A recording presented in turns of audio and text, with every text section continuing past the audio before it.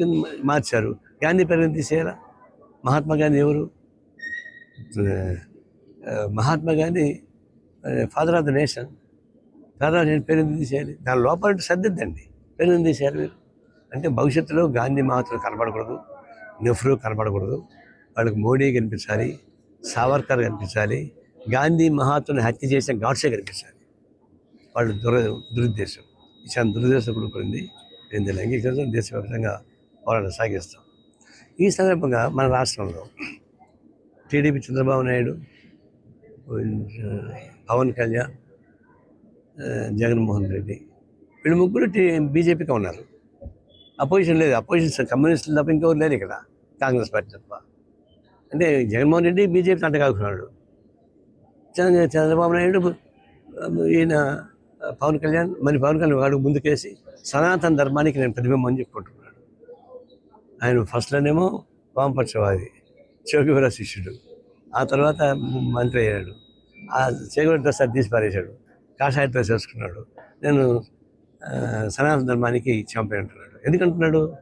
కేంద్రంలో మోడీ ప్రసన్నలు పొందడానికి, కేంద్రంలో అమిత్ షా ప్రసన్నలు పొందడానికి ఆయన వేషం మార్చాడు. లేకపోతే ఆయన ఒరిజినల్గా ఇది కాదు. ఎందుకంటే ఆయన వ్యక్తిగత జీవితం సనాతన ధర్మానికి వ్యతిరేకం. సనాతన ధర్మంలో విడాకులు లేవు తెలుసా? ఒకసారి పెళ్లి చేసుకుంటే ఇష్టం లేకపోయినా పని సావాల్సిందే. ఆ పెళ్ళానికి ఇష్టం లేకపోతే ఆడ సావాల్సిందే. ఒకటి ఎంత పనికి మానవుడైనా యాదమైనా సరే వాడిని పూజించకపోతే నరకానికి పోతాడని చెప్పేసి చెప్తుంది. మొగుడు చచ్చిపోతే పెళ్ళాన్ని సినిమాలు కలిసి చంపాలా? అది సనాతన ధర్మం అంటే. దాన్ని సంబంధిస్తాడా ఆయన? అందులో ముఖ్యమంత్రి కావండి. ఇది నీ సనాతన ధర్మం నమ్మకుంటూ ఉండి నాకేం అభ్యంతరం, అది వ్యక్తిగత విషయం. అయితే ఉపయోగం ఉండడానికి వీళ్ళే.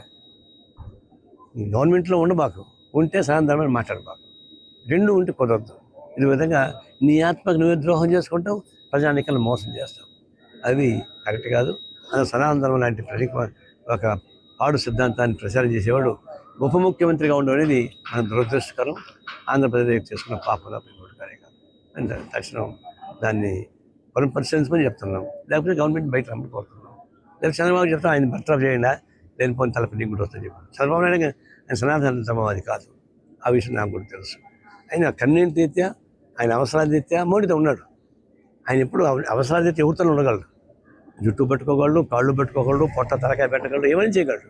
అది ఆయన వృత్తి ధర్మం. అది ఈయన వృత్తి ధర్మం అది కాదు కదా. అట్లాంటప్పుడు ఇట్లాంటి లౌకిక వ్యవస్థకు ప్రమాదం చేసేటువంటి చర్యలు చేయడం మంచిది కాదని చెప్పేసి నేను ఖండిస్తా ఉన్నాం. ఈ సందర్భంగా 18వ తారీఖున, ఈ నెల 18వ తారీఖు ఖమ్మంలో పెద్ద ఎత్తున 100 సంవత్సరాల ఉత్సవాలు చేసుకుంటున్నాం. దానికి ఆయన 5 వామపక్ష పార్టీ నాయకులు వస్తున్నారు, తర్వాత రాజా వస్తున్నాడు, ముఖ్యమంత్రి రేవంత్ రెడ్డి కూడా దానికి ఆహ్వానించాం, ఆయన కూడా వస్తున్నాడు.